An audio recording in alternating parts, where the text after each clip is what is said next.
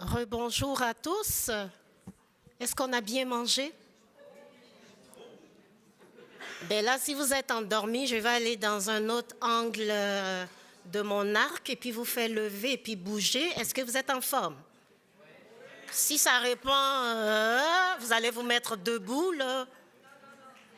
Non, hein? Vous voulez pas ça? C'est bon, OK.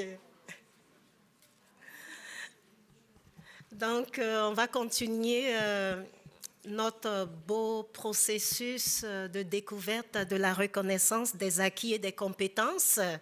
Si vous vous rappelez, pour ceux qui nous prennent en marche, on a été visiter à l'international, on avait même pris un avion. Ensuite, on a atterri ici au Québec pour savoir comment l'écosystème éducatif, professionnel, universitaire s'articulait autour de cette notion. Et il est ressorti quelque chose qui m'a frappée et qui a été répété sous plusieurs formes, avec d'autres formulations, pour dire simplement que c'est l'humain qui est au cœur de la RAC finalement. C'est l'humain.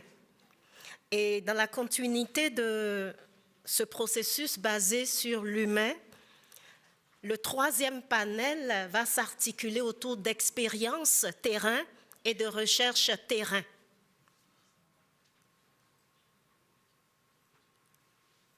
Et pour ce faire, je vais appeler... En plus, j'étais en train de lui parler sans savoir que c'était elle.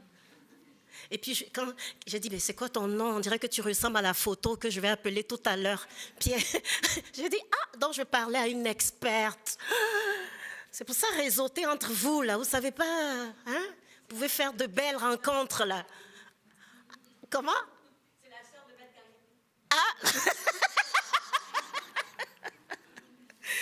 Voilà.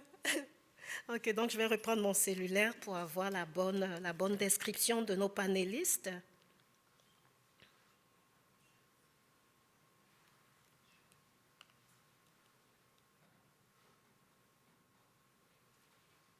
Donc, pour ce panel 3 sur les parcours vécus et recherche terrain, pour comprendre les impacts systémiques, nous aurons comme panéliste Caroline Turcotte-Brûlé. Elle est avocate en droit de l'immigration, diplômée du département des sciences juridiques de l'UQAM en 2016. Caroline Turcotte-Brûlé est avocate en droit de l'immigration chez Brunel Immigration Avocat depuis près de 10 ans et a été assermentée en 2017. À l'automne 2025, elle a également agi à titre de superviseur à la clinique juridique de l'Université de Montréal. Membre de l'Association québécoise des avocats et avocates en droit d'immigration, ACADI, elle siège aussi au conseil d'administration de l'organisme d'insertion PROPÉ. Sa pratique l'amène à accompagner concrètement les personnes immigrantes dans leur démarche et à observer les incertitudes et obstacles rencontrés dans leur parcours. Accueillons donc, on dit maître, hein, Caroline Turcotte-Brûlé.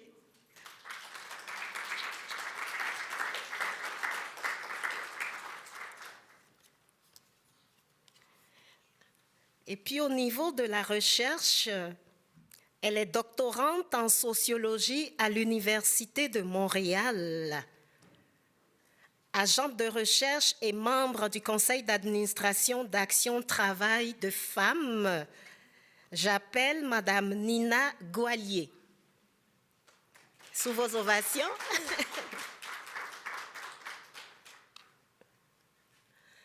Donc, je pense que c'est Madame Gouallier qui va commencer pour nous. C'est l'avocat. Ah. OK. Donc, c'est Maître qui va commencer pour le parcours vécu et recherche terrain, comprendre les impacts systémiques. Je vous laisse le micro, Madame.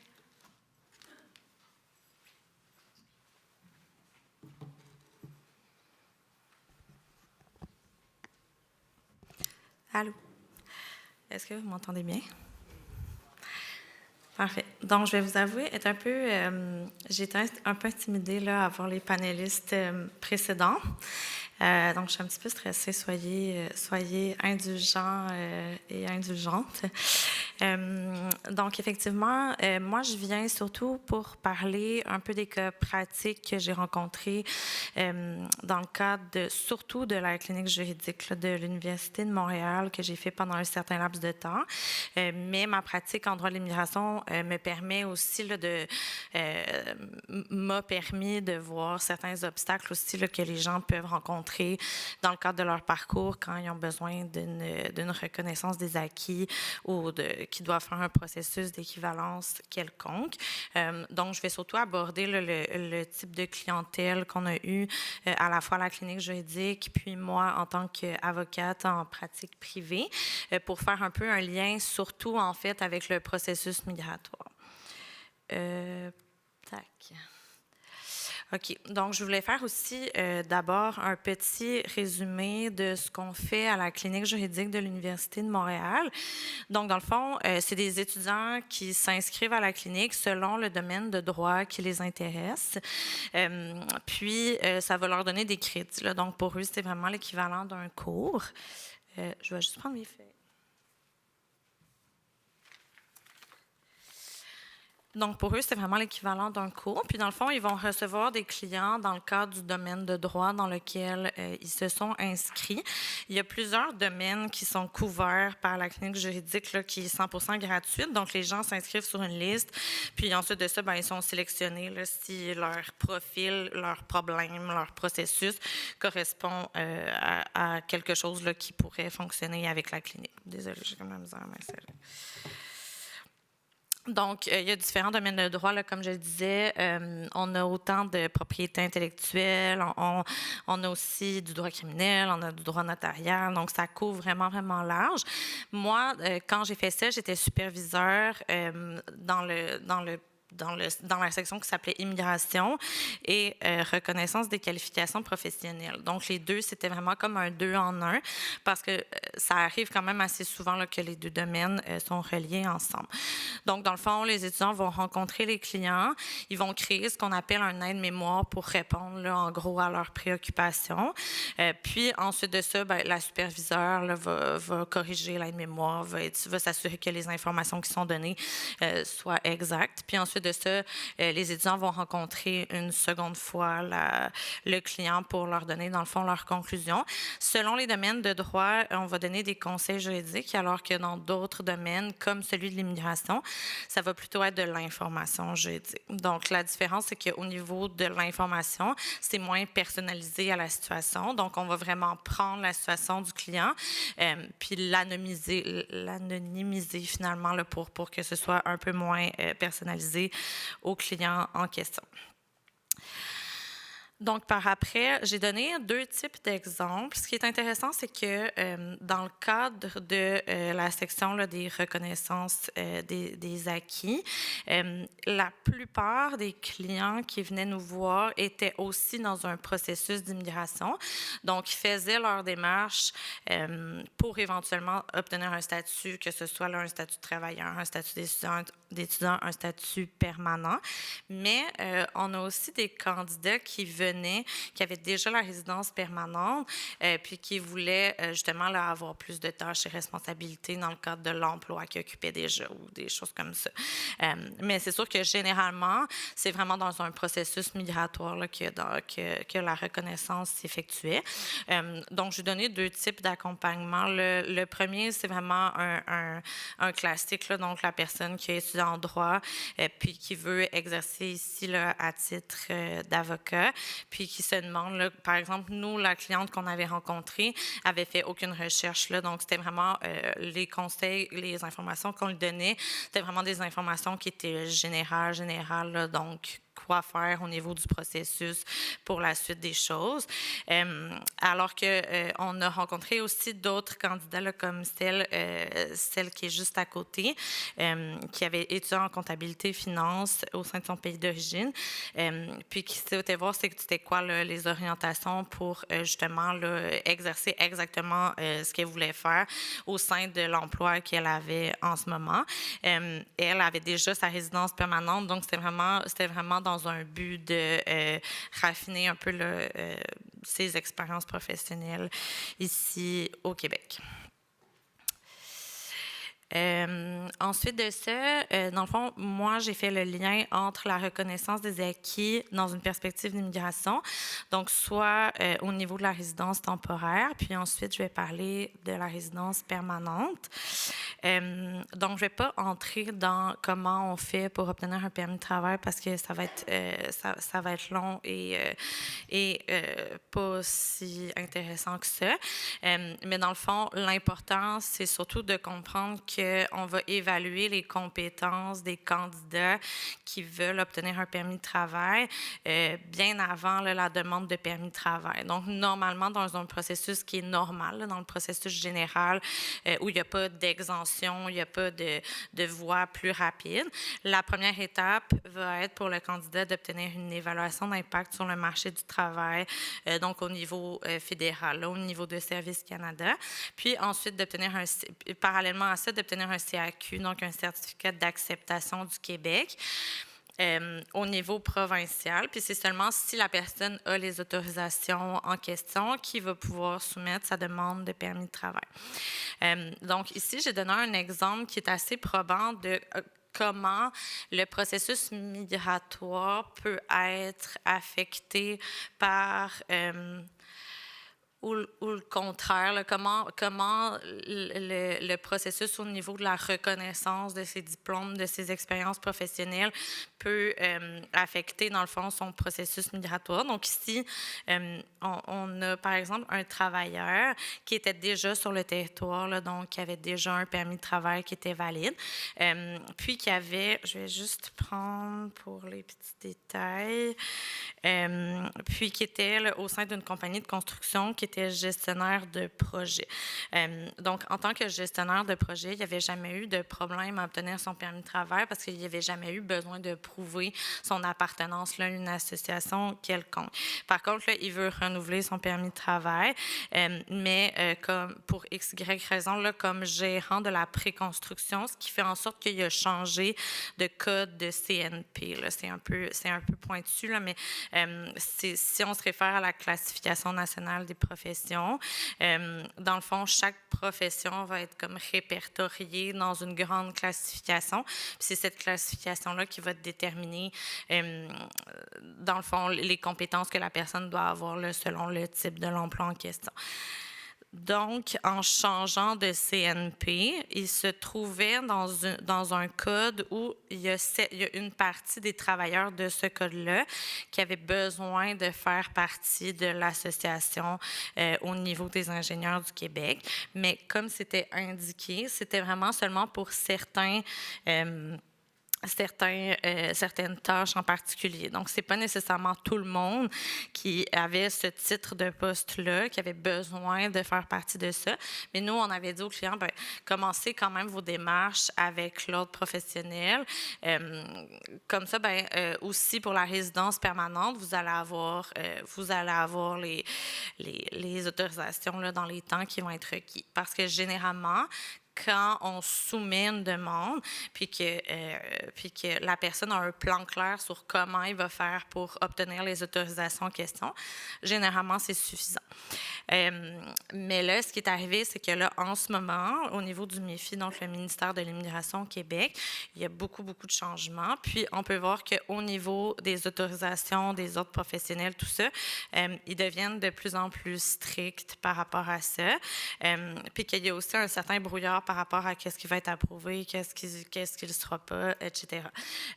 Donc, pour ce travailleur-là en question, on a soumis la demande en disant, bien, il a commencé ses démarches, mais de toute façon, il n'y a pas besoin de faire partie pour l'instant là, de cette association-là parce qu'il ne va pas faire les dessins en question, puis tout ça. Néanmoins, on a eu, je ne sais pas si... oui, c'est ça.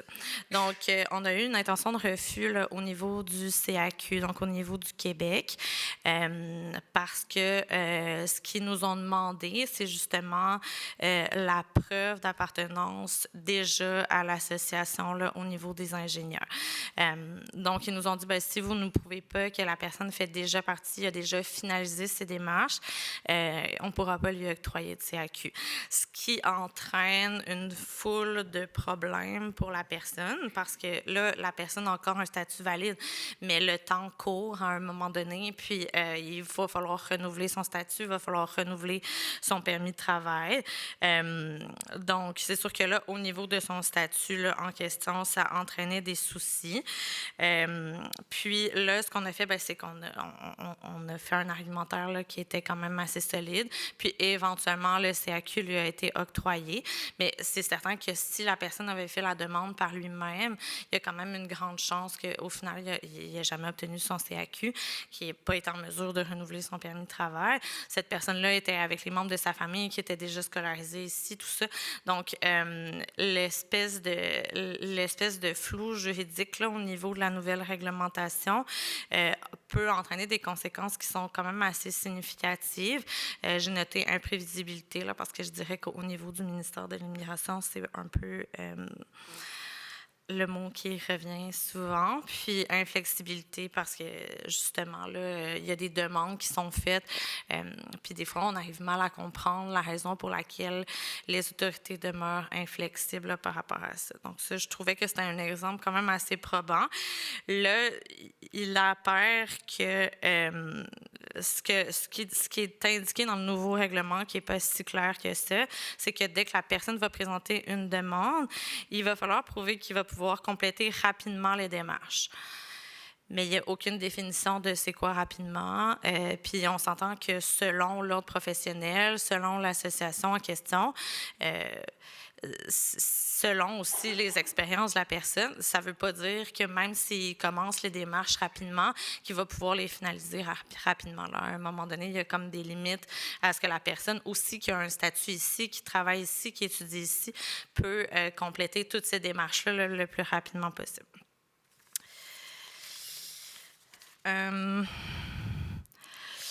Ensuite de ça, là, au niveau de la demande de résidence permanente, encore une fois, je ne vais pas entrer dans les détails de comment les personnes peuvent obtenir la résidence permanente.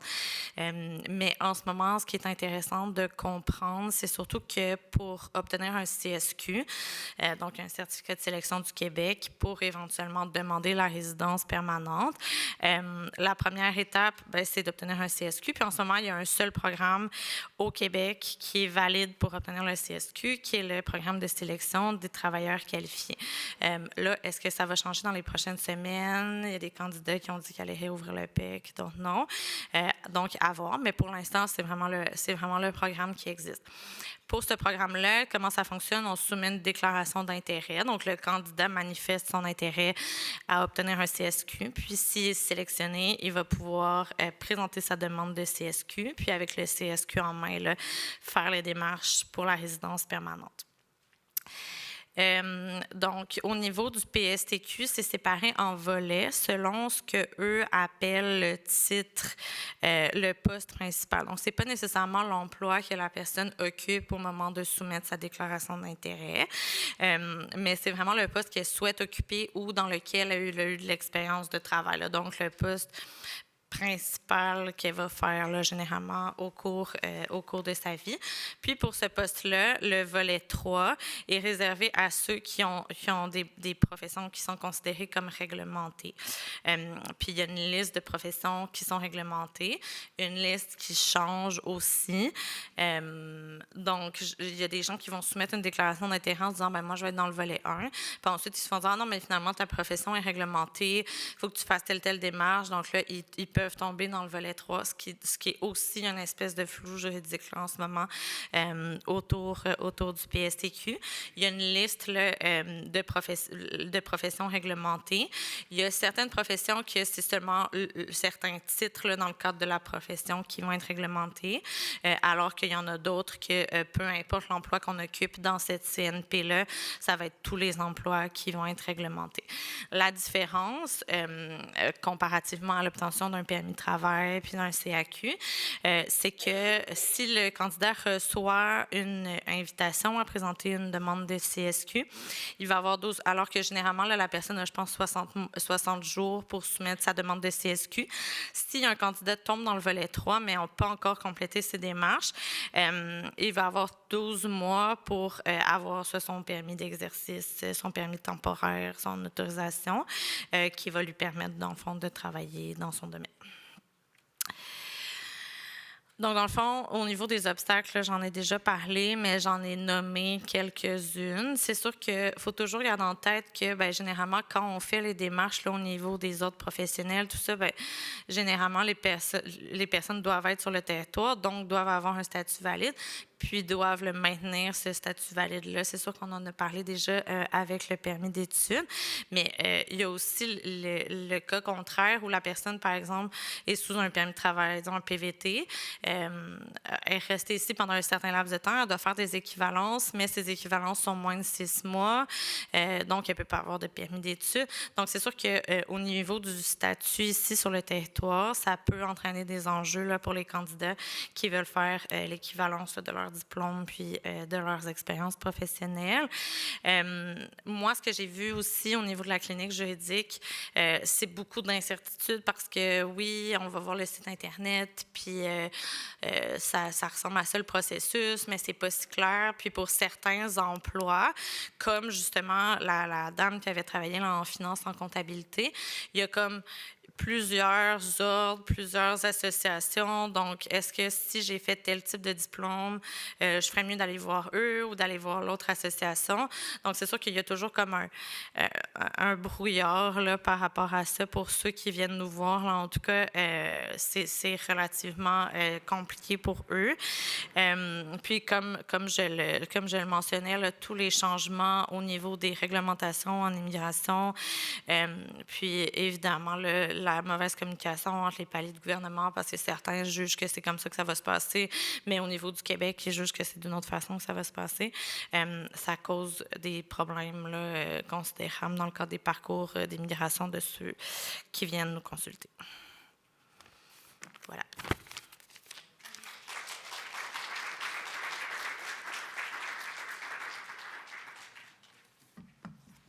Merci, Maître Turcotte. Maintenant, on va écouter notre doctorante qui va nous partager une étude terrain.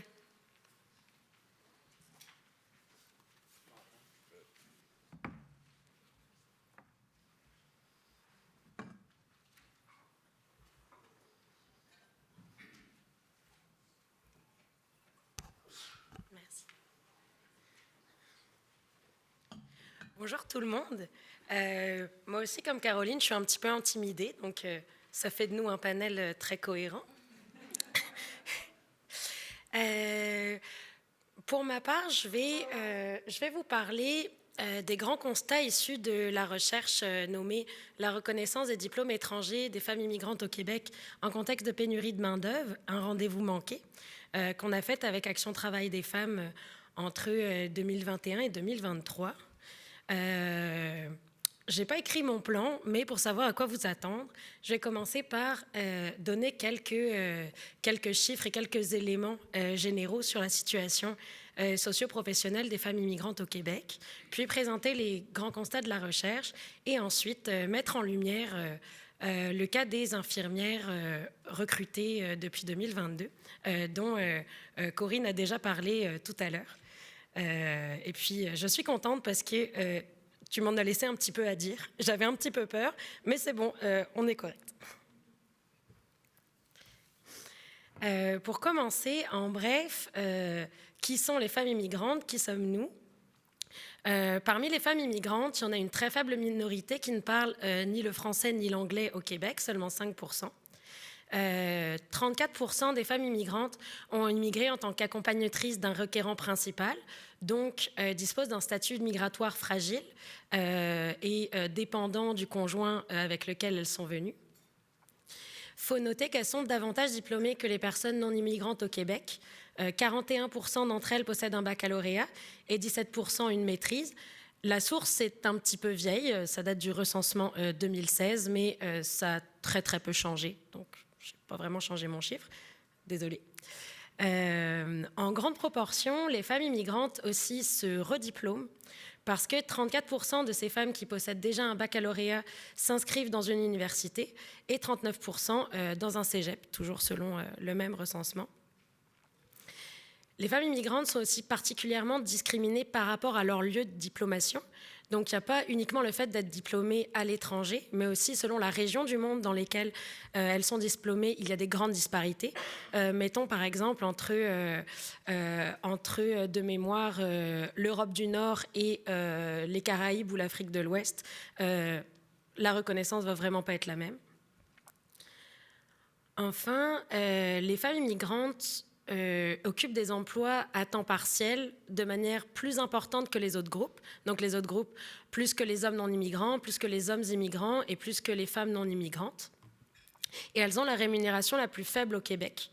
La rémunération des femmes immigrantes représente 62% de celle des hommes non immigrants. C'est également le groupe qui a le taux d'emploi et d'activité le plus faible, notamment parce que c'est le groupe aussi le plus susceptible de poursuivre des études au Québec et donc de disposer, d'occuper donc plus d'emplois à temps partiel pour payer les études en parallèle, etc., etc. Et enfin, on touche au cœur du problème qui est cité dans toute cette étude-là, c'est que 6 femmes immigrantes récentes, donc présentes au Québec depuis moins de 5 ans sur 10, occupent un emploi déqualifié, c'est-à-dire un emploi qui suppose des compétences inférieures à celles qu'elles possèdent. Et là, on arrive à la thématique de la journée, la reconnaissance des acquis et compétences. C'est d'abord un enjeu d'intégration avec les 3 principes qu'on a là. Pour les redire déjà, une personne a le droit à la reconnaissance formelle des acquis et des compétences qui correspondent à des événements de formation qualifiante dès lors qu'elle fournit la preuve qu'elle les possède. Deuxième principe, c'est qu'une personne n'a pas à refaire dans un contexte scolaire formel des apprentissages qu'elle a déjà réalisés dans d'autres lieux selon d'autres modalités. Et enfin, une personne ne devrait pas être tenue à faire reconnaître à nouveau des compétences ou des acquis qui ont été évalués avec rigueur et sanctionnés par un système officiel. Ça date de la politique de 2002 qui a déjà été mentionnée ce matin. Et cette règle est encadrée au niveau professionnel, technique et collégial par cette même politique de 2002. Mais là, elle va être sanctionnée de différentes manières.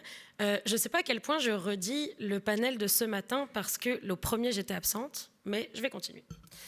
Voilà. Au rang professionnel et technique, il y a un cadre qui existe depuis 2005 avec 3 axes qui le composent: personnaliser, harmoniser et décloisonner l'approche.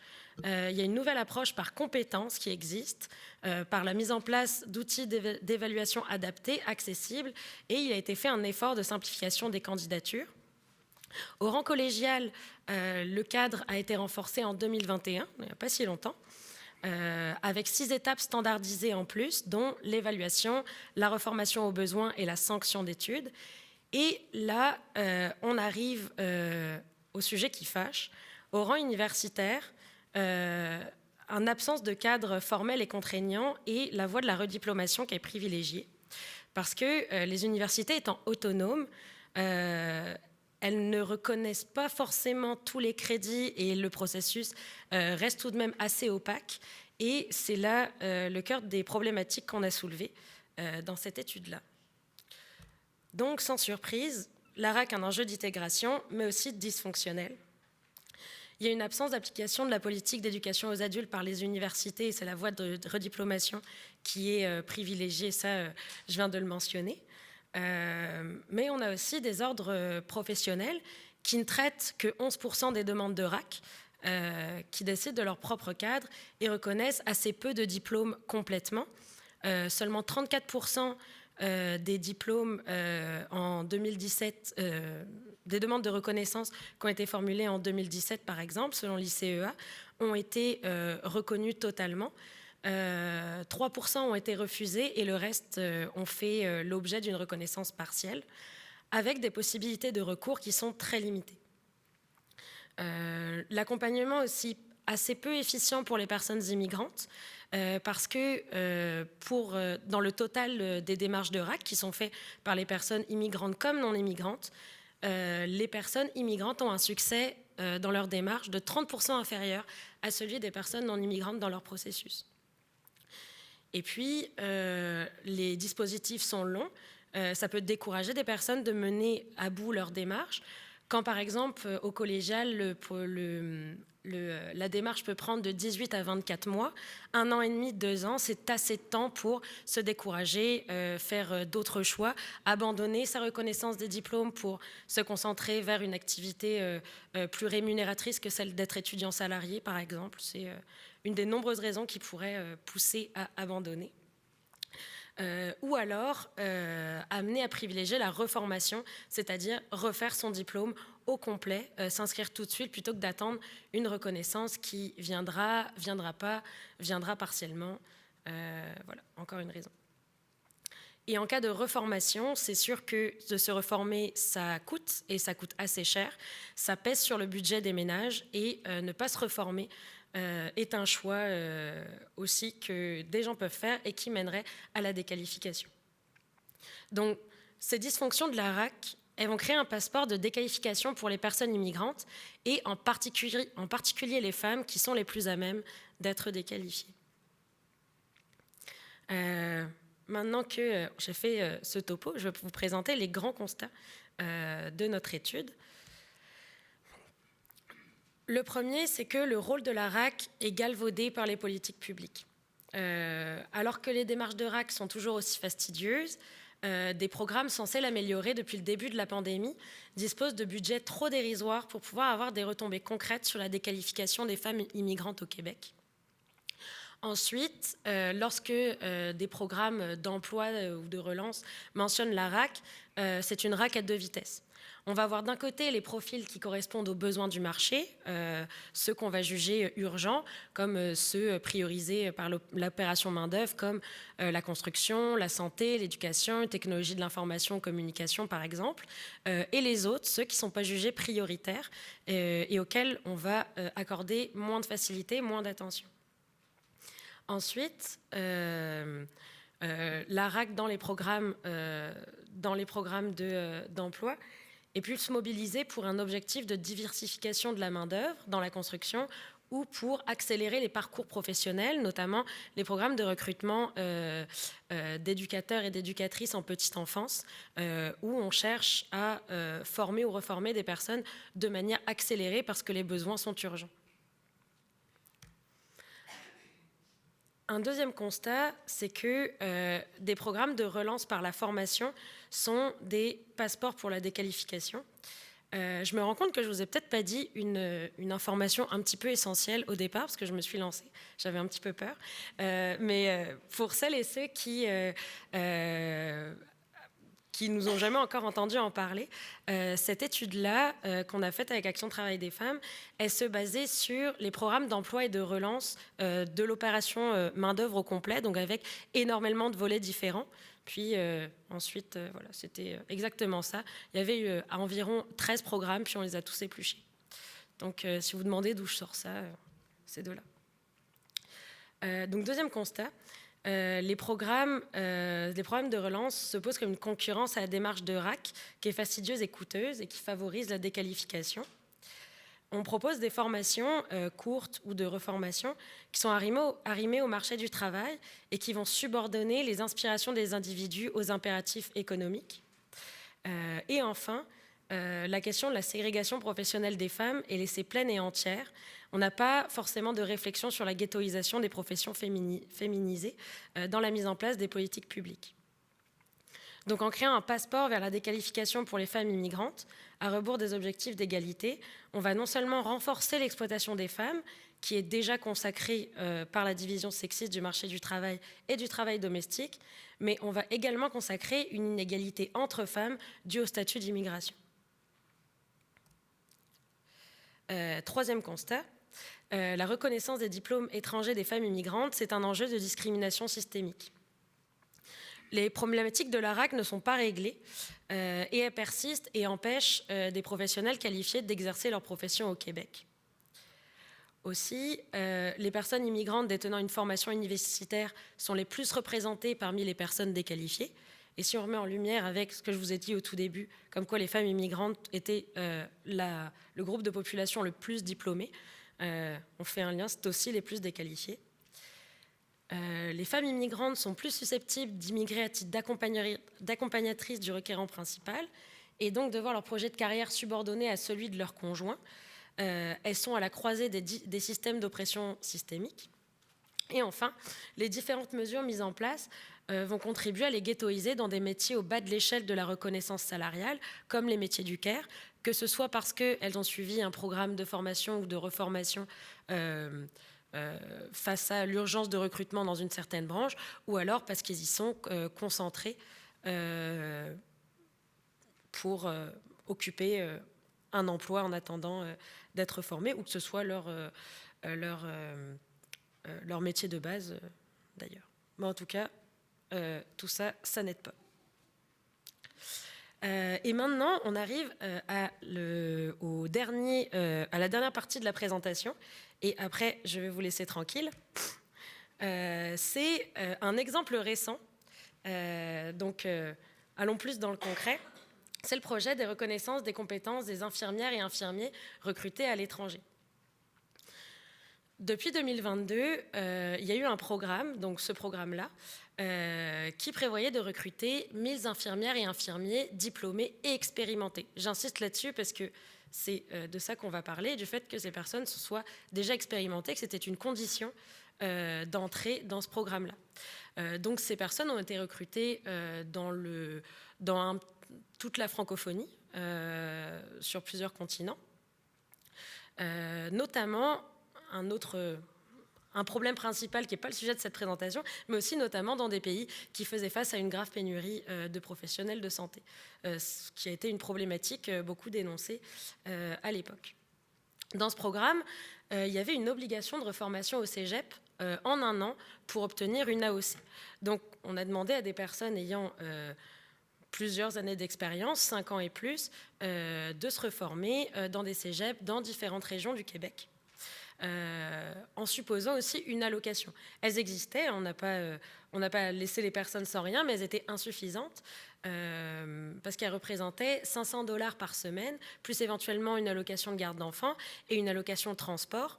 Mais avec cet argent-là, les personnes devaient se trouver un logement, notamment dans une société qui est marquée par une grande crise du logement.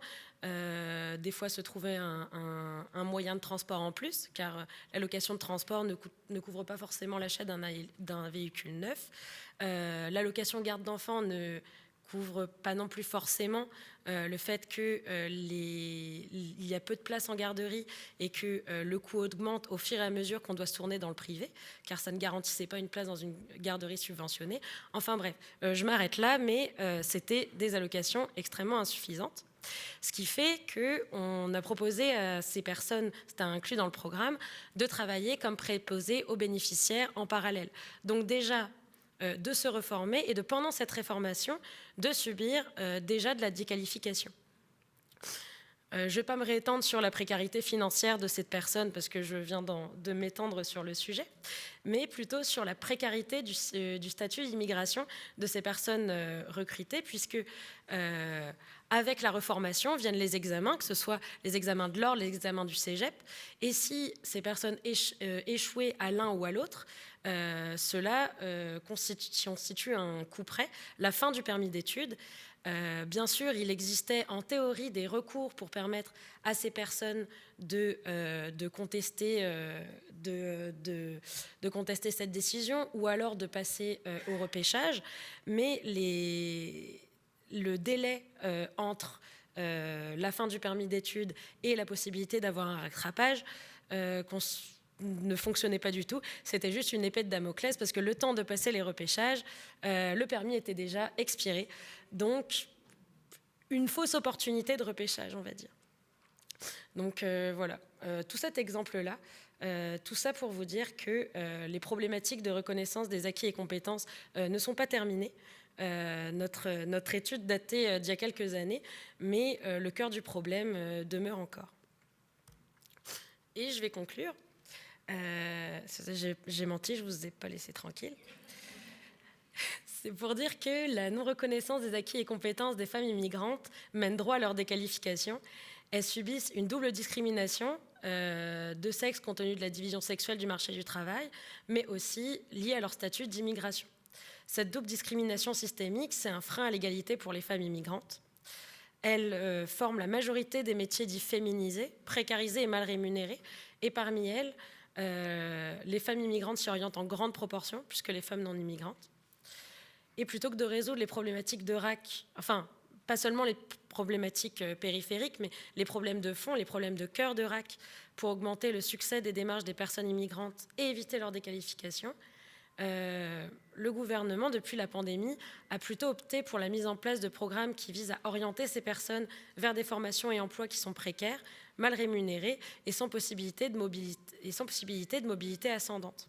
Et ça renforce d'autant plus le phénomène de la déqualification. Et j'ai fini.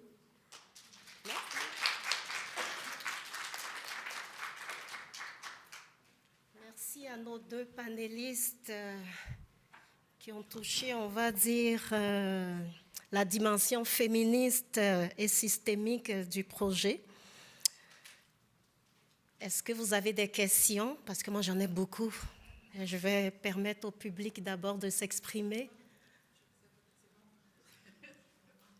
Est-ce qu'elle est là?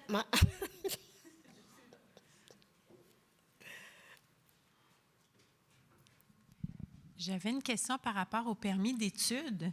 Vous avez parlé d'un maximum de 6 mois.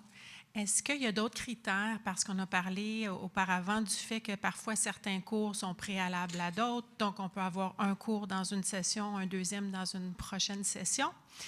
Alors, est-ce qu'il y a un maximum de crédits universitaires, par exemple, ou un maximum de temps à temps plein ou à temps partiel? Est-ce qu'il y a d'autres critères qu'un 6 mois? Oui.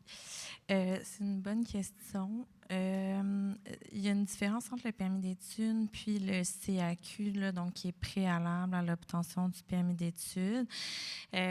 Si je vais fouiller dans ma mémoire, il me semble que pour le CAQ, oui, c'est ça pour le CAQ. Puis vous voyez, j'ai eu un client qui a eu exactement cette problématique-là récemment. C'est pas le choix d'être à temps plein. Donc, puis il y a vraiment zéro flexibilité là, des autorités de l'immigration par rapport à ça, sauf si c'est la toute dernière session. Mais vous voyez, moi, j'avais quelqu'un qui faisait un truc qui était très technique et puis qui, donc, certains cours n'étaient vraiment pas donnés nécessairement à chaque session. Il lui restait 1 an à faire, mais c'était pas possible de prendre 1 an à temps plein. Puis il avait fait tous les cours obligatoires. Là. Il n'aurait pas fait de la gym là, pour pouvoir être à temps plein. Puis ça a fait en sorte qu'il n'a pas pu obtenir son CAQ. Parce qu'après ça, est-ce qu'au niveau du permis d'études, c'est aussi strict? Ça, j'en sais rien. Je pense qu'ils sont un petit peu plus flexibles par rapport à ça au niveau fédéral. Mais au Québec, c'est vraiment zéro flexibilité par rapport à ça.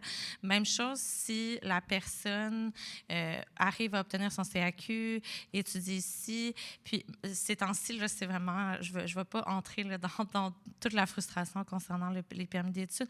Mais si vous voyez la raison, avant, j'ai eu un client qui a eu 2 échecs dans le cadre de son parcours collégial. Mais tu sais, c'est 3 ans, puis les cours, il les a repris. Puis, tu sais, je veux dire, il était en adaptation. Puis, finalement, tout est correct. Là. Il a obtenu son diplôme, tout ça. Mais il veut faire des études universitaires maintenant, puis il n'arrive pas à obtenir son CAQ parce qu'il y a 3 ans, à sa session d'automne 2023, il y a eu 2 échecs. Puis là, on s'obstine, puis je pense que celui-là, on va l'avoir. Mais moi, je dis aux gens, puis ça arrive quand même assez souvent, des gens qui viennent du permis d'études, qui ont un peu de mal avec le programme d'études parce que c'est pas tout à fait ce à quoi ils s'attendaient, veulent changer, mais après ça, impossible d'obtenir un nouveau CAQ parce que ils vont dire qu'il a fait autre chose que ses études, puis tout ça. Donc, c'est ça, ce serait ma réponse courte.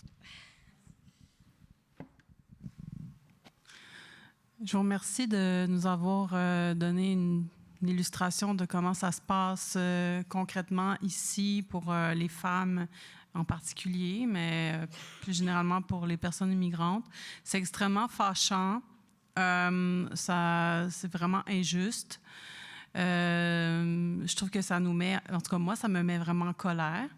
Et je serais intéressée d'entendre parler des pistes d'action et de solutions qui émergent, j'imagine, j'espère, à l'étude de tout ça. Donc, est-ce que vous avez des pistes d'action à nous recommander? Nous, comme moi, par exemple, je travaille dans un groupe féministe en lien avec l'accès des femmes au travail. Fait que, y a-t-il des choses que je peux faire en solidarité ou quelque chose comme ça?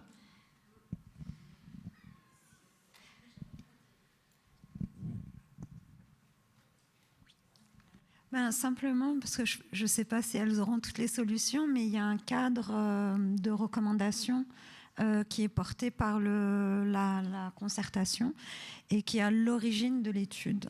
Donc, on a effectivement un cahier de recommandations qui ressort des travaux d'un comité qui a encadré la recherche et aussi des résultats de la recherche.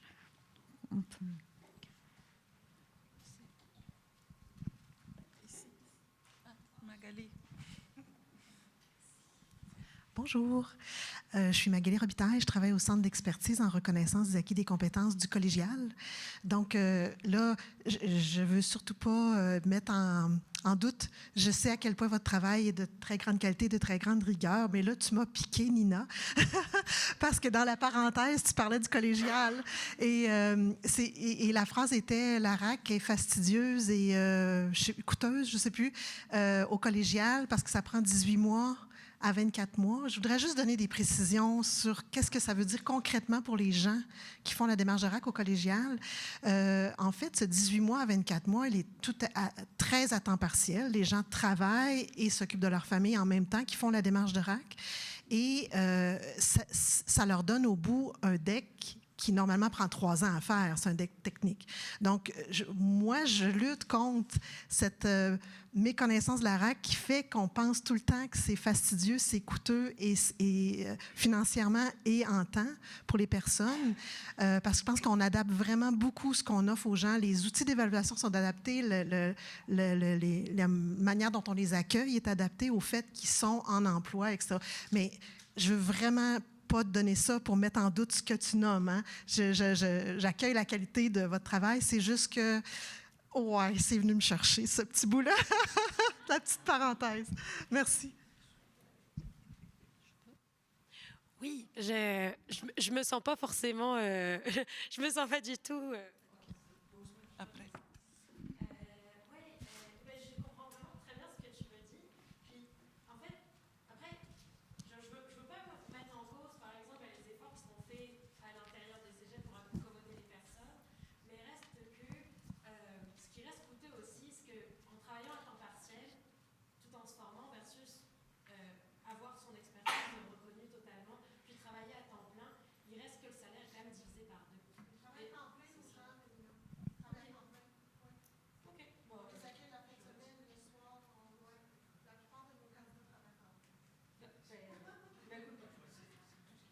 Mais...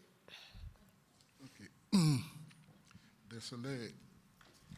Toutes les choses ici, vous dis, il est très bon pour le réel écouter, mais quand il arrivait le temps pour pratiquer, il est autre chose.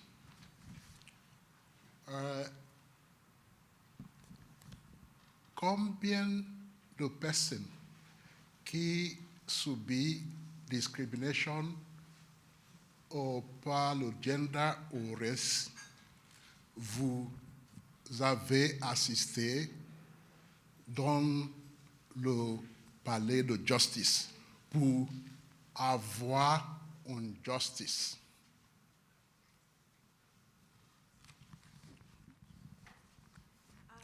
Le raison pour mon question, le raison, je suis un médecin, mon spécialité est obstetrics et gynecologie.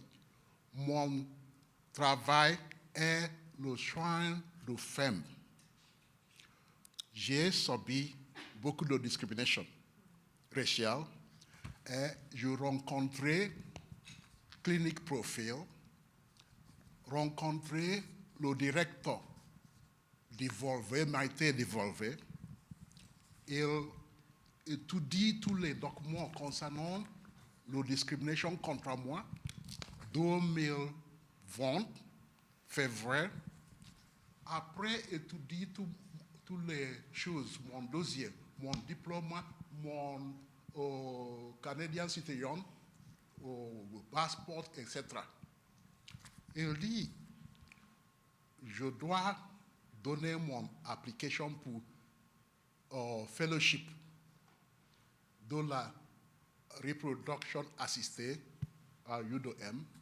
Si le UDM fait discrimination encore, il doit emporter le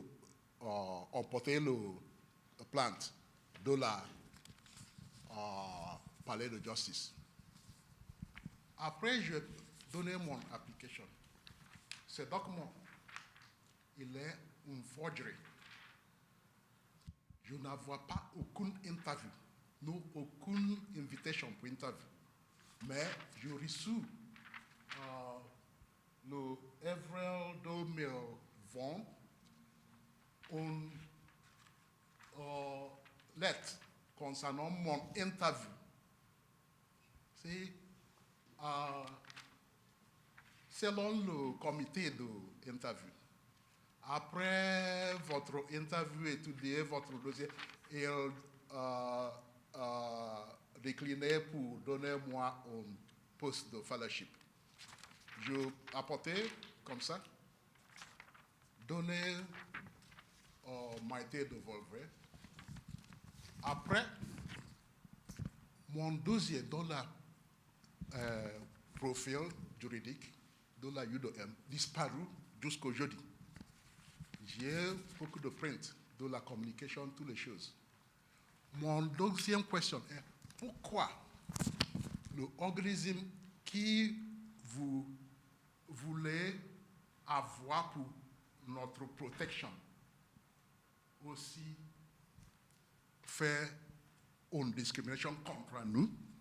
Pourquoi? Comme passé, c'est passé. Merci.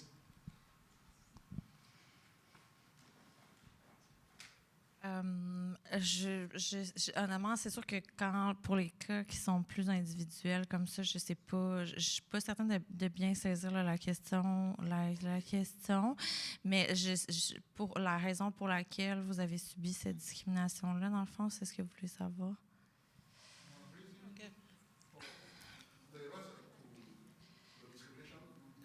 Ben, je ne suis pas certaine de bien comprendre votre question, en fait. Vous pouvez parler en anglais? Okay, on English. How many women and persons of color have you taken to their cases to the court for justice? You are clinic juridique de la UDM. Your mandate is to assist the university prevent discrimination against these people that are vulnerable. Ben, en fait, le mandat... And I'll give an example with myself. I approached after discrimination by UDM. Actually, the Quebec government sponsored me for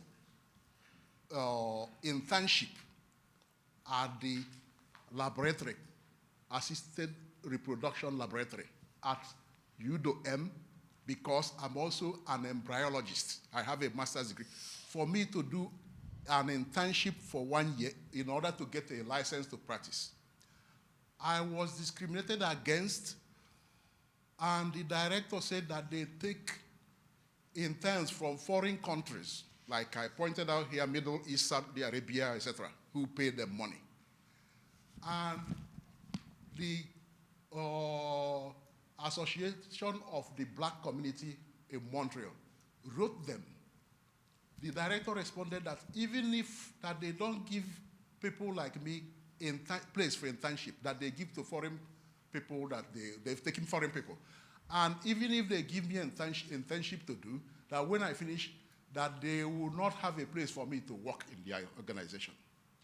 So why I'm asking this question is because the reason we are here is to solve this problem. Then the institutions or organizations that are supposed to solve the problem, assist in solving the problem, avoid applying the solution.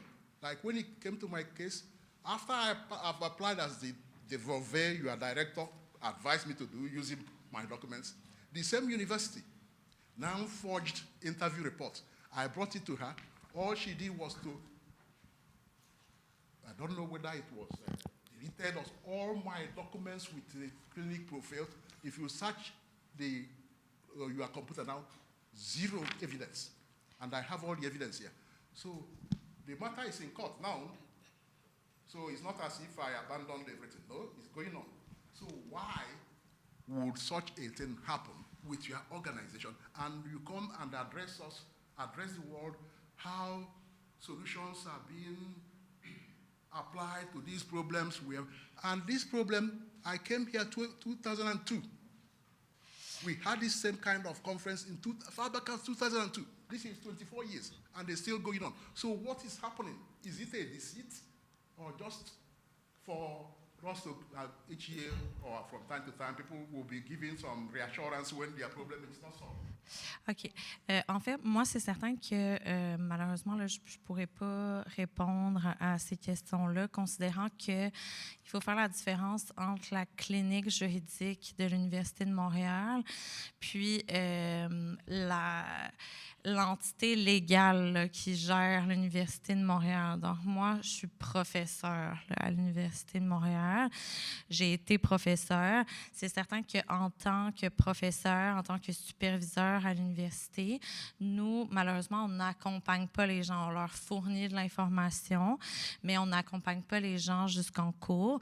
Puis, s'il se passe un différend avec l'Université de Montréal en tant que telle, c'est pas moi, là, je suis seulement professeur là, par rapport à ça. Donc, malheureusement, j'ai pas d'influence là-dessus. Puis, en tant que professeur à l'Université de Montréal, la clinique juridique accompagne pas jusqu'en cours. Là. Donc, malheureusement, c'est vraiment hors de mes capacités, là, si on veut, là, par rapport à ça. Merci, Madame Turcotte. Dans le fond, le but de ce panel, de ce troisième panel, c'est de comprendre en effet les impacts systémiques sur les personnes immigrées dans ce processus de reconnaissance de leurs acquis. Donc, on ne veut pas, par exemple, régler au cas par cas. Notre discussion aujourd'hui est d'une part prendre conscience de cette réalité et d'autre part voir avec toutes les institutions, toutes les organisations qui ont pu nous partager l'expérience depuis ce matin, voir vers qui se rapprocher quand on est dans la situation de reconnaissance de nos potentiels acquis. Donc, on va continuer avec les questions. Il y a une question en ligne. Stéphanie Michel, vous pouvez ouvrir votre micro et poser votre question. Parfait. Vous m'entendez? Oui. Parfait. Bonjour tout le monde. Je suis Stéphanie Michel. Je suis doctorante en sociologie à l'Université d'Ottawa. Et puis, je suis aussi présidente d'une structure féministe. Le nom, c'est Asian Women for Liberty. Je remercie ce panel pour les interventions. Mais mes questions s'adressaient à Nina et concernant la recherche qu'elle a faite avec son équipe. En fait, j'aurais aimé que tu approfondisses un peu la question de la méthodologie de la recherche. Je veux dire, comme les zones couvertes par la recherche et les participants, puis et les origines aussi, l'origine des participantes, etc. Puis l'autre question, je voulais également que tu nous dises un peu, dans le cadre de la recherche, en fait, quels sont les éléments récurrents dans le cadre des entretiens et qui expliquent en fait que les femmes, qui expliquent comment ou que les femmes sont particulièrement affectées par le problème de la reconnaissance des acquis et des compétences. Et comme vous l'avez dit dans votre présentation, que beaucoup de ces femmes migrantes sont obligées de faire la reconversion professionnelle négative. Donc, j'aurais aimé savoir en fait. Merci. Oui, j'aurais aimé pouvoir donner tous les éléments que tu cherches, mais malheureusement, en fait, cette étude, c'est pas une étude avec des personnes participantes, c'est une analyse de politique publique et de statistiques disponibles, notamment via Statistique Canada ou l'Institut de la statistique du Québec. C'était un peu difficile à prononcer. Donc, malheureusement, je peux pas vraiment y répondre en l'état. Puis ça dit aussi ce que c'est en termes de méthodologie. En fait, on a regardé l'architecture de beaucoup de programmes d'emploi et de relance économique pour savoir exactement quelle en était l'architecture, le but, qui en étaient les participants. Mais on n'a réalisé aucun entretien parce que c'était pas comme ça que c'était prévu. Mais si cette recherche t'intéresse de manière plus approfondie, tu peux la trouver sur le site d'Action Travail des femmes, et ainsi que le cahier des recommandations, puisque une personne peut poser la question tout à l'heure. Ils sont toutes accessibles en ligne. Oui. Merci. Avons-nous d'autres questions dans la salle? Oui. Linda. Bonjour. Moi, je voulais faire juste une petite proposition par rapport à la première.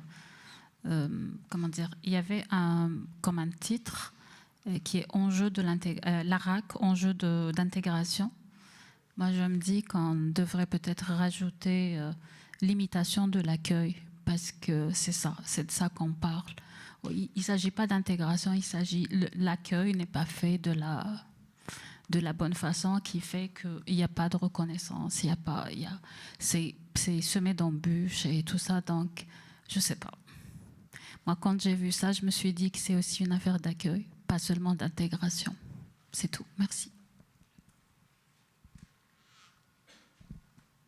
On voulait commenter. Il y avait Bilgis, puis après. Maître Garipi, c'est moi d'abord. Oui, bonsoir. Merci beaucoup pour les deux excellentes présentations.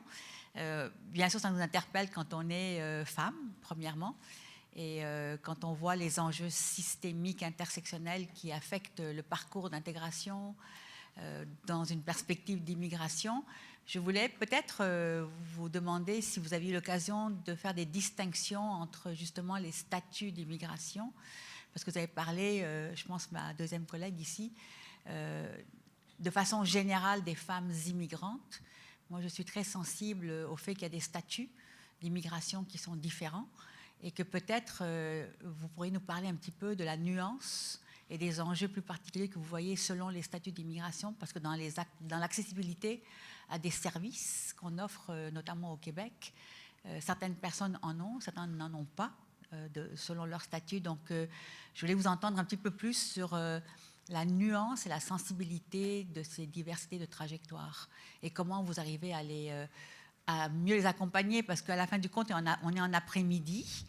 Et puis je suis sûre que ma collègue ici à l'animation va nous inviter à réfléchir à des interventions et à des actions. Je pense que la documentation des enjeux, vous avez fait un très beau portrait. Donc, deux petites choses. Donc, la première, la nuance dans les statuts d'immigration, puis la deuxième, dans vos interventions qui ont eu un succès. Merci.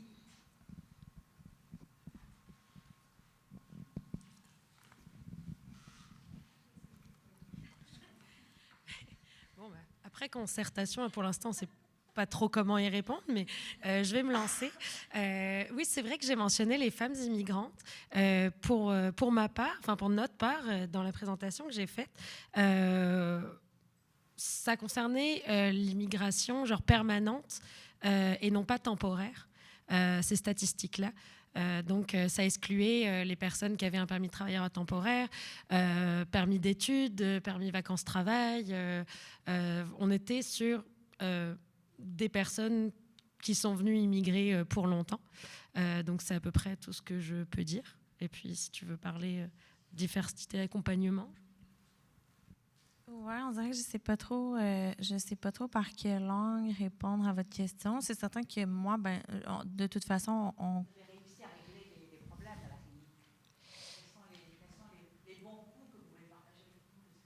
ben, c'est certain que, en fait, ce qui arrive, c'est que en pratique privée, oui, je peux vous parler des bons coups, mais à la clinique, comme j'expliquais, c'est vraiment comme une rencontre préliminaire. On donne les informations. Donc, on ne connaît pas l'issue du dossier. Donc, est-ce que nos informations ont porté fruit? Est-ce que la personne a réussi à effectuer ce qu'elle voulait faire? Malheureusement, on ne sait jamais si ça a fonctionné ou non. Donc, est-ce que c'est des bons coups ou non? Est-ce que c'est des informations qui ont... C'est sûr qu'on essaie d'aider le mieux possible. Mais après ça, est-ce que ça a réussi? C'est dur pour nous de le savoir parce qu'on n'a pas ensuite là, de retour de la part des clients qui sont venus à la clinique. Là, eux partent avec leurs informations, puis c'est tout. C'est sûr qu'en tant qu'avocate, nous, ce qu'on fait, c'est vraiment d'essayer de s'obstiner là, avec les autorités pour essayer de régler des choses qui nous semblent pas justes. Je dirais qu'en règle générale, ça fonctionne, mais vraiment pas nécessairement tout le temps. Puis, ce qu'on essaie aussi de faire, c'est d'essayer d'avoir des intervenants qu'on va réussir à connaître de plus en plus pour essayer d'avoir une voie d'accès quand il y a des choses qui se passent puis qui nous semblent pas logiques. Parce que ce qui est important de comprendre aussi, c'est qu'avec les autorités d'immigration, là, que ce soit autant au niveau fédéral que provincial, la communication est extrêmement difficile. Là. C'est vraiment, vraiment, vraiment difficile d'avoir juste accès à quelqu'un. Au niveau fédéral, c'est juste impossible. Donc, d'essayer de grappiller des intervenants quand on peut. Je dirais que ça, c'est pas mal nos bons coups parce que ce qui arrive, c'est que maintenant, il y a l'intelligence artificielle qui se mêle de tout ça, puis qui fait en sorte que des fois, ça rend des décisions qui sont absurde. Donc, quand on l'adresse à quelqu'un, une vraie personne, puis qu'on dit, regardez, là, vous avez dit qu'elle n'avait pas assez de ressources financières, mais il y a 150 000 $ dans son compte, la personne va dire, ah, c'est vrai, on ne l'avait pas vu. Puis, donc, je dirais que c'est surtout l'accès aux intervenants en tant qu'avocate en immigration qui fait en sorte que des fois, on peut essayer de régler certaines choses.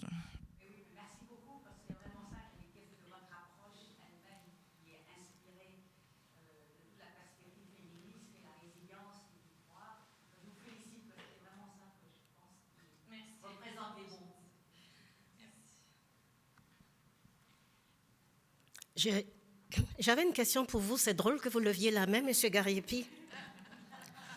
C'est une question pour tous les panélistes, mais spécialement vous. J'ai le droit de poser des questions, hein? Je n'ai pas demandé dans le contrat, en tout cas.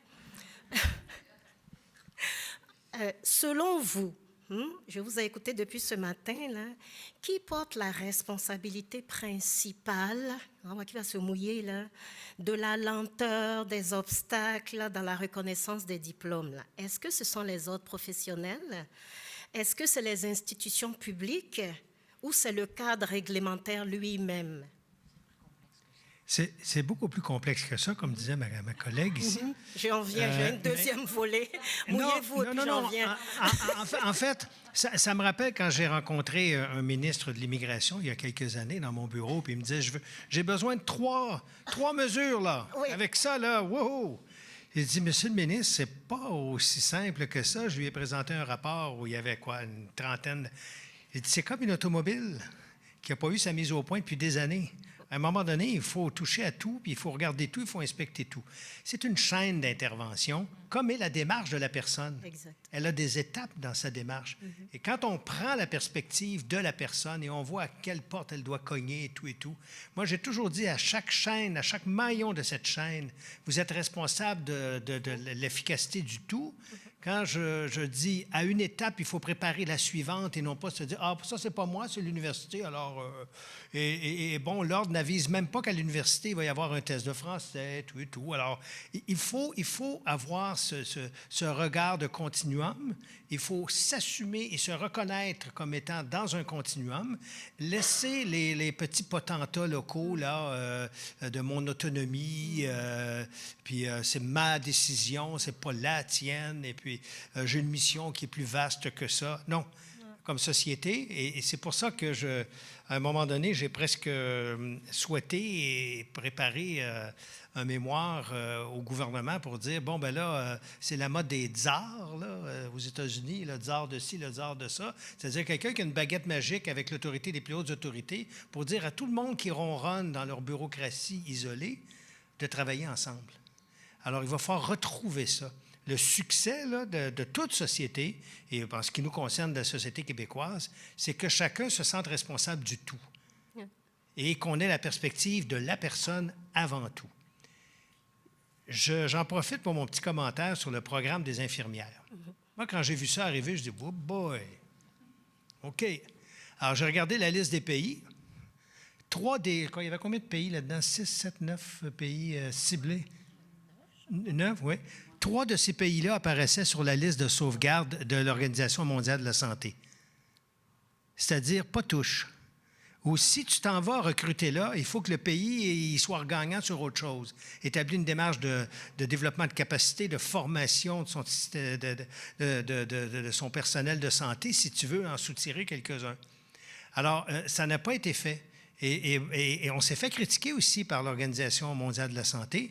Et moi, j'avais fait des représentations à l'interne pour dire, ben là, wow! Et là, à l'époque même, il y avait du lobby pour que Haïti soit mis sur cette liste-là. Je dis, ben non, Haïti est aussi sur la liste de l'OMS. Pas touche, parce qu'il y a dans ces pays-là une précarité du système de santé, une fragilité du système de santé qu'on ne va pas recruter activement dans ces pays-là. Oui, RDC, Cameroun. Alors, c'est assez fascinant. Alors, et ce qu'on a vu par la suite, finalement, c'est qu'il faut éviter les effets d'annonce. On s'en va recruter 1000 infirmières et tout et tout. Il faut préparer le terrain. Ça fait des années, nous, qu'on documente qu'un individu qui arrive dans un milieu de travail, mais que le milieu de travail n'est pas préparé, ça va mal se passer. Là, on en a 1000.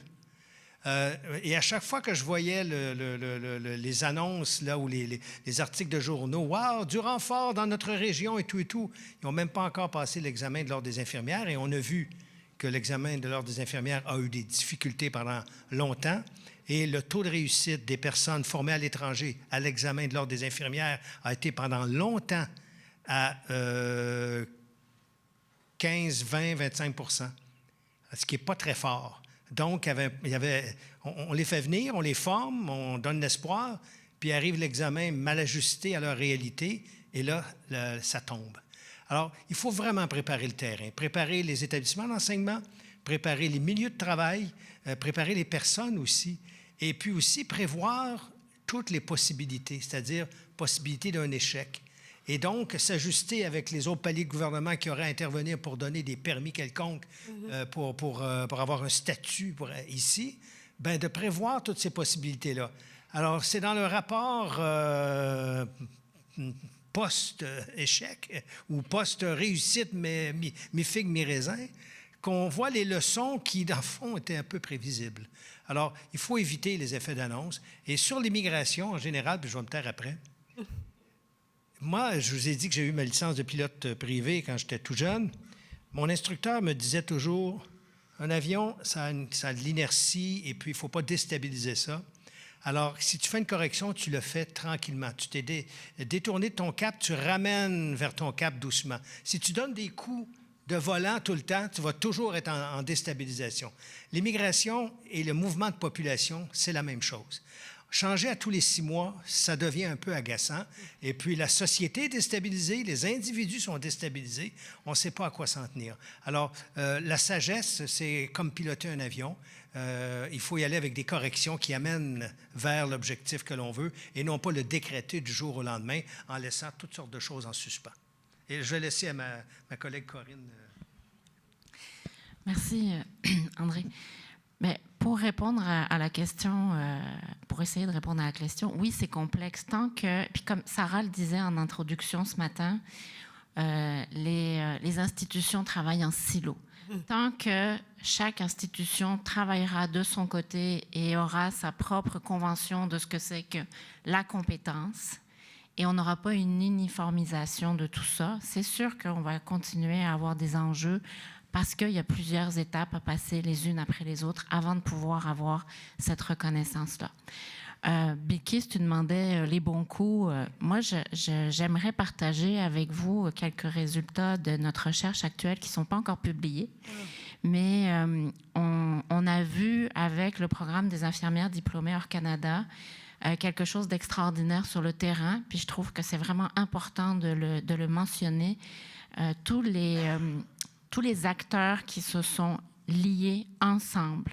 Il y a un écosystème qui s'est construit sur le terrain avec les organismes communautaires en tête, mais aussi avec les employeurs, les MRC, les villes, Carrefour Jeunesse Emploi, etc. Tous les acteurs qui étaient concernés par l'accueil et l'intégration et la formation, les cégeps aussi, et la formation de ces infirmières diplômées hors Canada pour pallier les manques du programme du ministère de l'Immigration.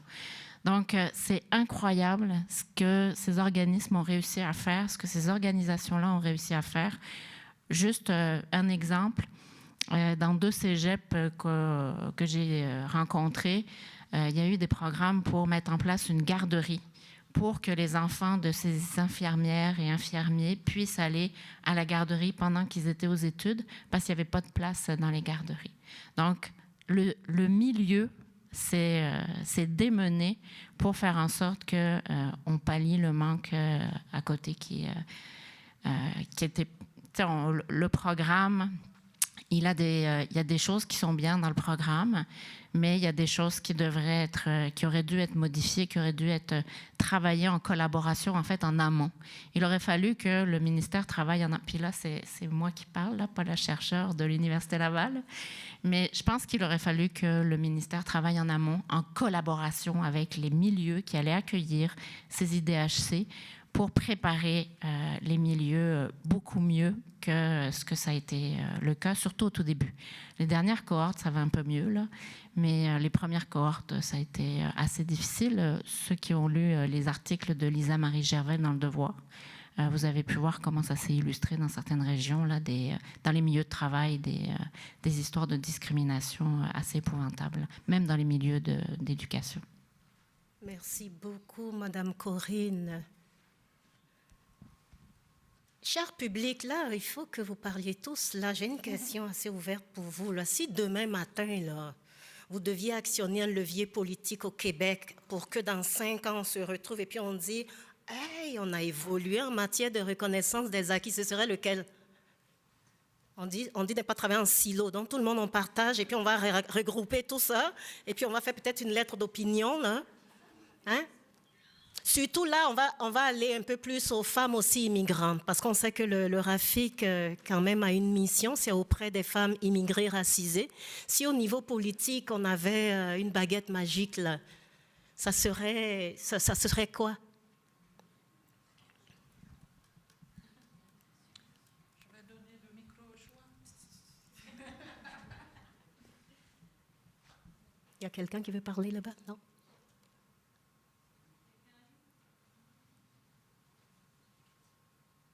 J'ai aimé l'approche de Mme Corinne. Tu vois, il y a les infirmières au cégep, mais le milieu s'est mobilisé pour que la garderie soit implantée dans le milieu des études.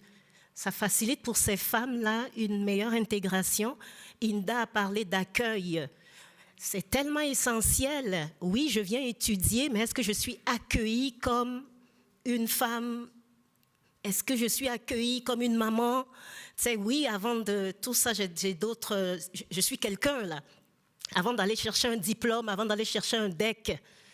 Donc, où chacun de nous peut intervenir pour que ces personnes, au niveau de l'accueil, intégration, ensuite les études, se sentent déjà, on va dire, la reconnaissance, oui, des acquis, mais la reconnaissance de la personne. Moi, je les ai écoutés depuis ce matin et l'humain a été beaucoup mis en avant. Hein? Et M. Gariepi l'a renchéri tout à l'heure. On va prendre la personne où elle se situe et puis lui dire, c'est cette porte-là que toi, tu frappes. On ne va pas dire à toutes ces femmes-là, ben, allez frapper au ministère pour avoir des garderies. Et puis elle te dit, ben, moi, je n'ai pas d'enfant.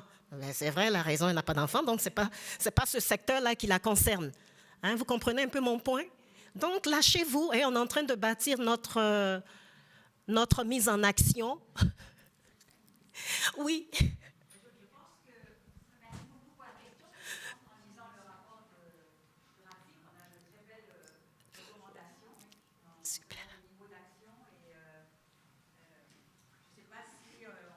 Excusez-nous de vous couper. Allô? Vous nous entendez? Oui, pardon. Oui, merci. Je peux y aller? Oui, pardon. Elle a dû me voir me lever. Je m'agite tout le temps. Non, mais je disais que je suis en train de montrer le rapport qui vient avec vos documents. Je ne sais pas si les gens en ligne vont avoir accès en ligne. Je suppose que c'est disponible en ligne.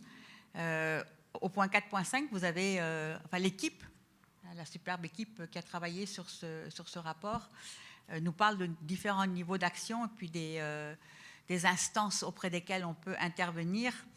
Et on a comme documenté et partagé les bonnes pratiques locales. Je pense que c'est important de regarder les pratiques déjà existantes pour d'autres enjeux. Hein. Par exemple, quand on parle d'employabilité, c'est vrai pour tout le monde, c'est une responsabilité citoyenne. On pourrait dupliquer ce type d'action pour ne pas dire c'est un truc super nouveau. Non, il y a des trucs qui fonctionnent déjà et il faudrait juste, comme on dit tout le temps, plus de financement, plus une meilleure articulation dans l'accompagnement, de renforcer, j'y crois fortement, aux capacités dans les organismes communautaires. Les expertises existent. Et donc de pouvoir aller faire un plaidoyer sur un accompagnement plus structuré, puis de déployer un petit peu plus ce qui se fait déjà pour ne pas étirer les ressources existantes. Donc moi, je pense qu'on peut aussi partir de ce qui fonctionne déjà et de renforcer là-dessus, comme l'employabilité, et d'intégrer donc les personnes qui sont formées à l'étranger. Merci. Merci. Je vais donner à Laurence. Merci.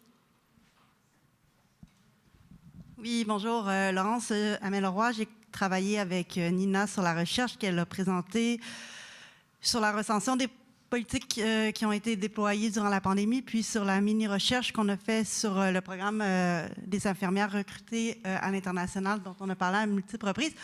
Au risque de lancer un pavé dans la mare, deux éléments par rapport à la question qui a été posée. Juste peut-être rappeler des éléments que Nina a mis sur la table, qui est que finalement, on a eu une succession de politiques de main-d'œuvre qui ont été déployées pour attirer, recycler des personnes qui étaient peut-être plus précaires sur le marché du travail, pour les orienter vers des programmes à faible mobilité ascendante, des professions qui étaient peu rémunératrices, etc., tout en laissant un peu intactes les dysfonctions qui étaient déjà connues au niveau de la RAC. Je parle ici au niveau de politique publique, pas au niveau des cadres qui sont faits au niveau des institutions, donc ne pas confondre les deux. Qu'est-ce qu'on en a déduit de ça? C'est de dire que la non-reconnaissance des qualifications, des compétences, elle a aussi une fonction qui est d'orienter certains profils d'individus vers certaines professions. Donc, il y a un effet d'exploitation, de recherche, il y a un intérêt économique dans le fait de refuser à certaines personnes l'accès à certains métiers, à certaines professions, et à les orienter vers d'autres qui peuvent être moins valorisés. Donc, premier élément. Deuxième élément, je continue avec mes pavés dans la mare. Issu de cette recherche, aussi reflétée par le programme de recrutement des infirmières internationales, c'est qu'on a aussi des efforts qui sont de parfois rapprocher les volontés de solidification des mécanismes de RAC à des enjeux de besoin de main-d'œuvre. Donc, vous voyez que je suis encore ensuite. Et peut-être de ça, pour moi, la réflexion qui me vient, c'est qu'il y a peut-être aussi un cul-de-sac dans le fait de réfléchir d'utiliser cet arrimage-là comme un argument politique, c'est-à-dire de revendiquer un meilleur système de RAC parce qu'on a des postes à combler. Donc, il y a peut-être aussi ici l'importance de revenir peut-être au fondement qui est de dire, reconnaître les qualifications, les compétences des individus, c'est aussi un grand geste d'accueil, un grand geste d'ouverture. Ça va au-delà de l'intégration économique des personnes puis de la réponse aux besoins en termes de main-d'œuvre locale. Donc, je nous amène peut-être à un niveau qui est loin du pratico-pratique du jour le jour, mais je pense que la façon dont on pense les enjeux puis les problématiques, ça a quand même une incidence dans la façon avec laquelle on y cherche des réponses. Merci pour cet apport. Tu veux ajouter quelque chose? Non, c'est bon.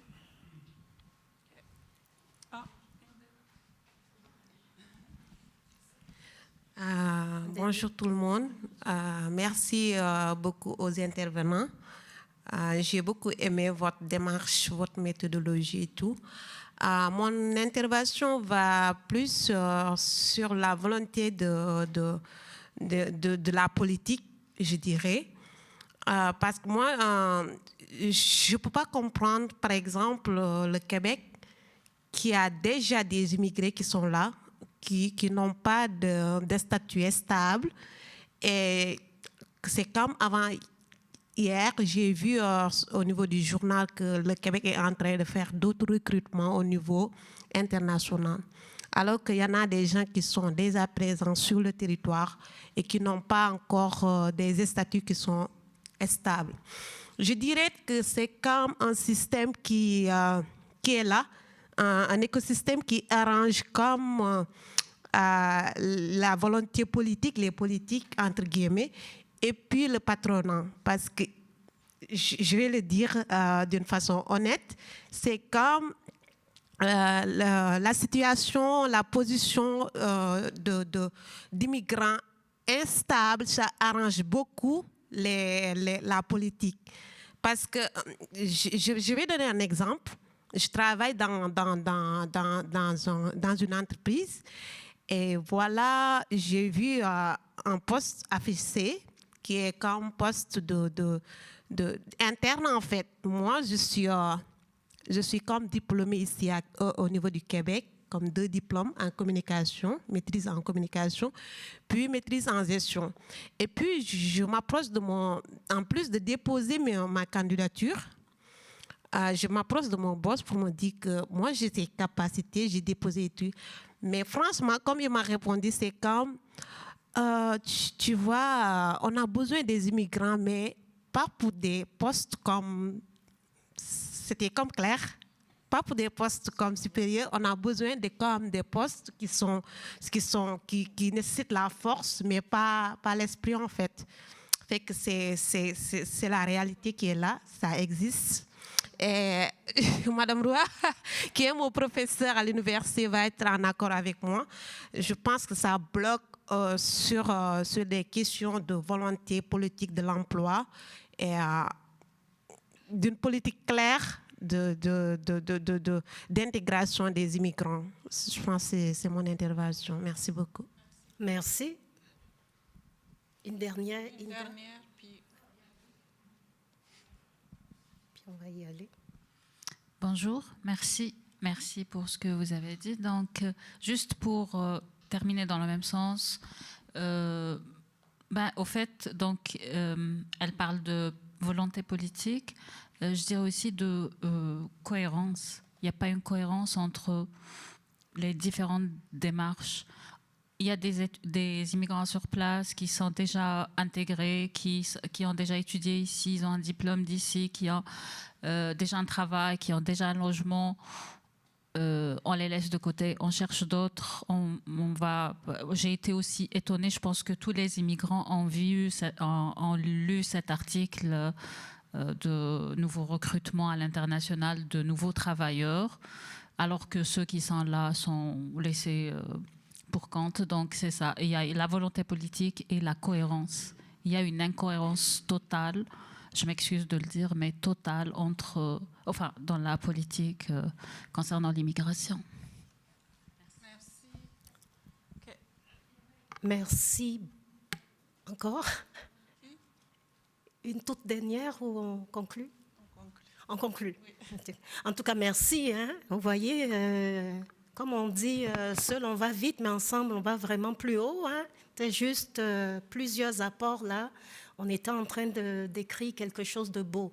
Et Sarah va continuer à l'écrire hein?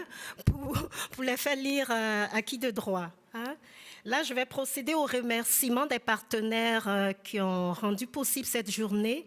Action Travail des femmes, la table de concertation des organismes au service des réfugiés et immigrés, la TCRI, l'Observatoire québécois des inégalités, l'Institut de coopération pour l'éducation des adultes, le Comité consultatif femmes, le ministère de la condition féminine, le Conseil d'intervention pour l'accès des femmes au travail, l'Union étudiante du Québec, la Fédération étudiante collégiale du Québec, la Commission des droits de la personne et des droits de la jeunesse et le Centre d'expertise en reconnaissance des acquis et des compétences.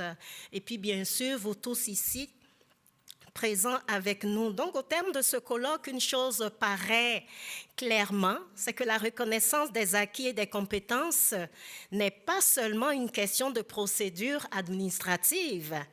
Elle est une question d'équité, d'efficacité économique et de justice sociale.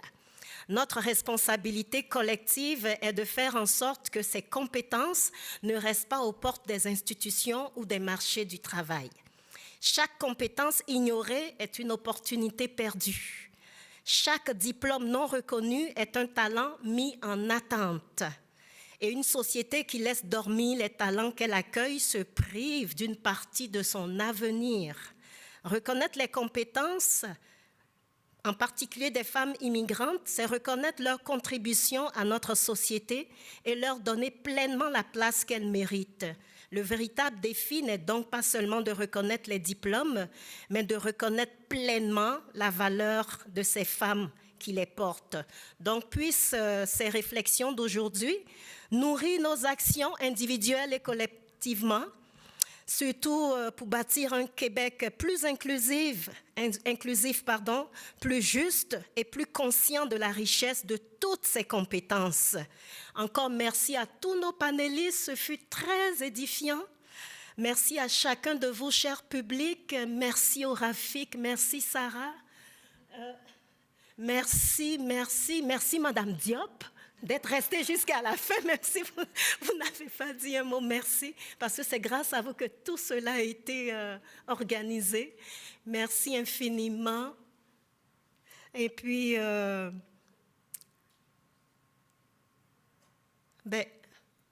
revoir.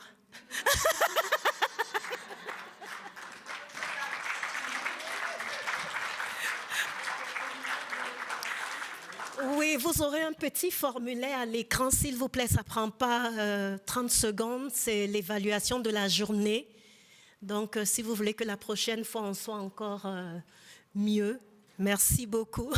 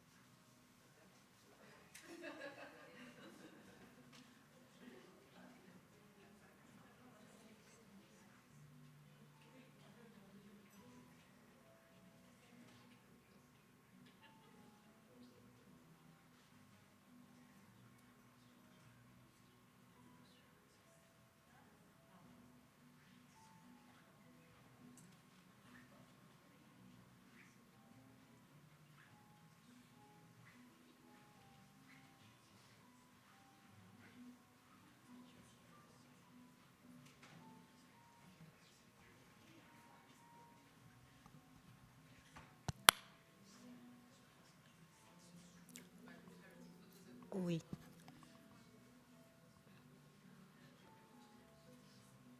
On va demander à tout le monde, après avoir rempli le sondage, de se retrouver à l'avant pour une photo de famille, s'il vous plaît.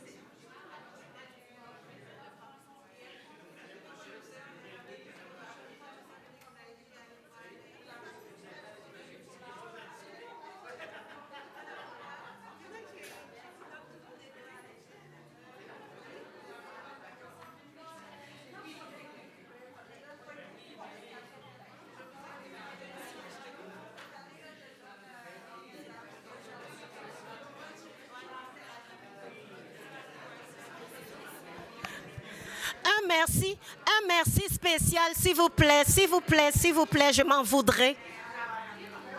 Je m'en voudrais si je ne dis pas ça, même si ce n'est pas très protocolaire, je m'excuse, ça c'est moi, ma version. Vraiment, je voulais remercier la technique, parce que tout a bien été. Hein, merci infiniment. Hein, merci.